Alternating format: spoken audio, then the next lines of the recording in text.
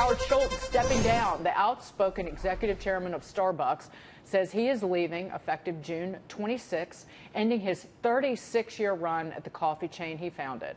The move reigniting speculation that he's considering a run for the White House. In a letter to employees, Schultz writes in part, quote, "I'll be thinking about a range of options for myself, from philanthropy to public service, but I'm a long way from knowing what the future holds." Here's what Schultz had to say when Maria asked him about his political ambitions in February. Are you going to run for president in 2020, Howard? No, I'm not. Here we are sitting at Starbucks because of my day job as executive chairman. On the heels of opening the most successful Starbucks store in our history in China, now we're opening reserve stores. I'm trying to do everything I can to benefit our shareholders as executive chairman.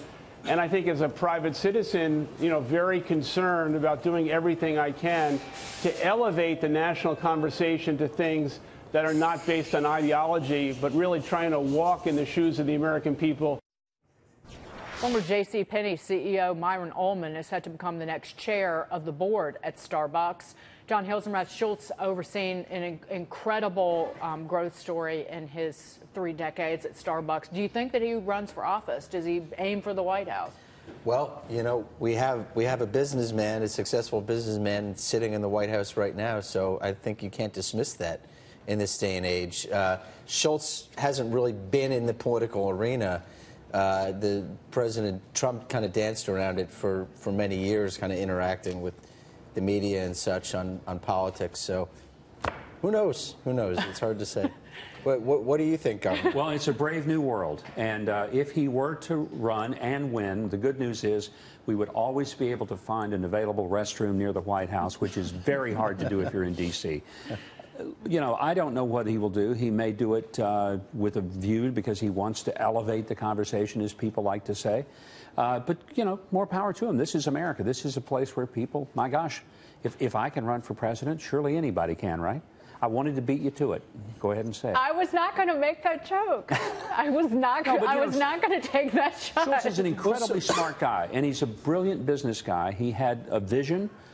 Created an extraordinary company, and I don't want to do anything other than just acknowledge that he is a shrewd and smart, savvy business guy, and he built a model that has now gone global. So, Governor, you did run. What would he have to do to make a transition like that from smart, savvy business guy to successful politician? Most people don't understand that politics is not business. I hear people say, I want to run the government like a business. Well, the government isn't a business. In a business, you can fire the people that don't do their jobs well, and you can also just make a change in the policies. When you're in government, you've got to work through a bureaucracy, and their attitude is, I was here when you came, I'll be here when you leave. You can't touch this. Well, do you think that that is some of, one, President Trump really opened the door for any business leader, quite frankly, to say, hey, I might be able to win the White House, number one, because I mean, people dismissed Trump until the votes were counted. Right, until the votes were counted on election night, number one. But number two, on that note, do you think that that is some of President Trump's frustration that you see about not being able to make decisions in government like a business? Because you said in business you can fire anybody.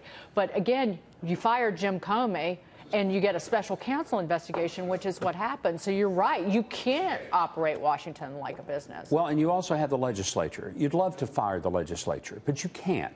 And they were elected, too. So you have to figure out, how do you work with people who every day wake up, look in the mirror and say, I should have been president, not this guy. But this legislature delivered for President Trump in a big way with the tax overhaul. Well, they did. He had to push and prod and drag him to the finish line. But he's also got the minority party over there that if the man walked on water, they'd get up and have a press conference. And Chuck Schumer said, it's now proven Trump can't swim. So this is what he's against every single day of his presidency. And it's not just the elected officials in the other party across the aisle. It is also all of the individuals who are part of government, who are there forever. Yeah.